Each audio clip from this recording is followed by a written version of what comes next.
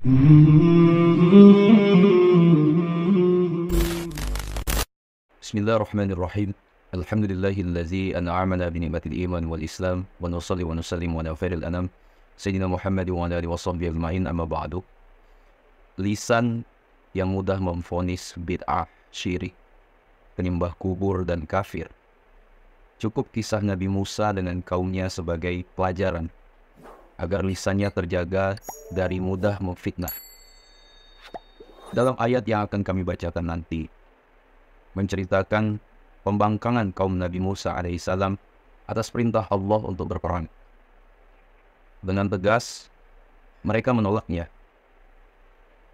Tetapi dengan penolakan tersebut, Nabi Musa tidak langsung memvonis mereka keluar dari millah, kafir, ahli bid'ah, hanya disebut dengan fasik.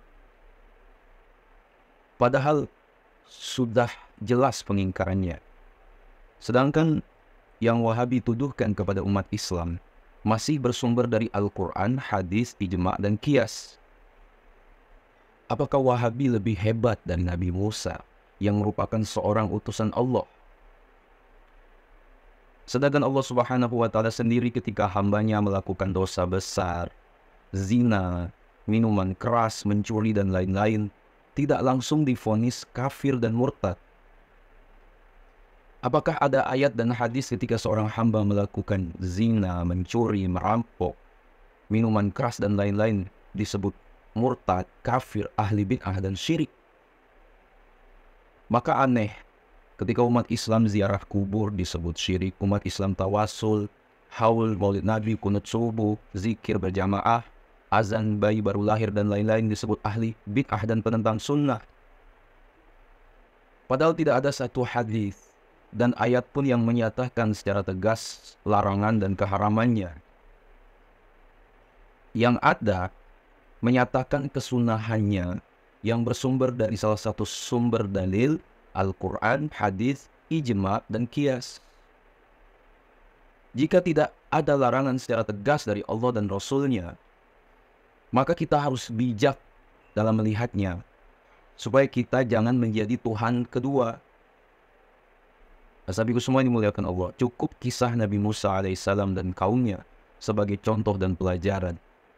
Ya, ayat yang menceritakannya, qalu ya Musa inna lan nadkhulaha abadan ma damu fiha fa azhab anta wa rabbuka faqatila inna hahuna qa'idun qala rabbi inni la amliku illa nafsi wa akhi fafruq bainana wa bainal qaumil fasiqin qala fa innaha muharramatun alaihim 40 sanatan yatihuna fil ardi fala ta'sa 'alal qaumil fasiqin. Mereka berkata, wahai Musa, sampai kapanpun kami tidak akan memasukinya selama mereka masih ada di dalamnya. Karena itu pergilah engkau bersama Tuhanmu dan berperanglah kamu berdua. Biarlah kami tetap atau menanti di sini saja.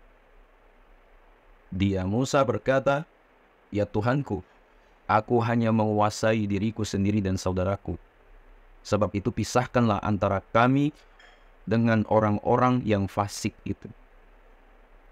Allah Subhanahu wa Ta'ala berfirman, jika demikian, maka negeri itu terlarang buat mereka selama 40 tahun. Selama itu, mereka akan mengembara kebingungan di bumi. Maka janganlah engkau Musa bersedih hati, memikirkan nasib orang-orang yang fasik itu. Sahabatku semua, hari ini ada orang bukan Nabi dan Rasul, tetapi sangat berani menetapkan amalan orang lain sebagai syirik. Sedangkan Nabi sendiri tidak menyatakan demikian. Ya, lisan Nabi kita Muhammad SAW sendiri, setahu saya, ketika ada sahabat melakukan suatu yang baru dalam syariat, tidak serta-merta mengatakan kamu ahli bid'ah. Ya, dalam hadis Nabi cuma mengingatkan umatnya jangan terjerumus ke dalam perbuatan bid'ah dengan membuat batasan dan rambu-rambu. Ya. Sebagai contoh, man ahdasa fi amrina hadza ma laysa minhu fa huwa raddun.